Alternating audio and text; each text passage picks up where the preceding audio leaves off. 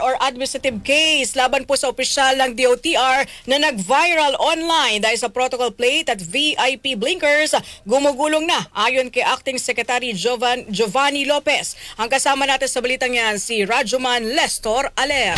RMN Live Reports.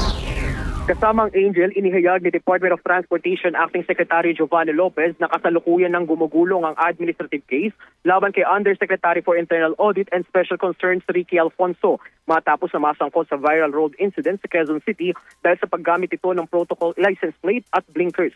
Ayon kay Lopez, matapos na mapanood ang viral video ay agad din nagpalabas ng notice to explain ang ahensya nitong October 10. Dagdag pa niya, inaasahan niya rin sumagot si Alfonso ngayong araw matapos bigyan ng 3 araw na palugit simula na maglabas ng notice ang kalihima. Samantala, ayon kay Lopez na nag-file naman ng leave of absence si Alfonso habang umuusad ang investigasyon.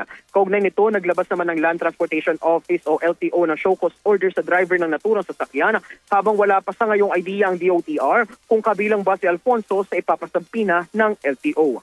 Kasama mo sa DZXL RMN Manila, Rajuman Lestor Aler, Tatak, RMN.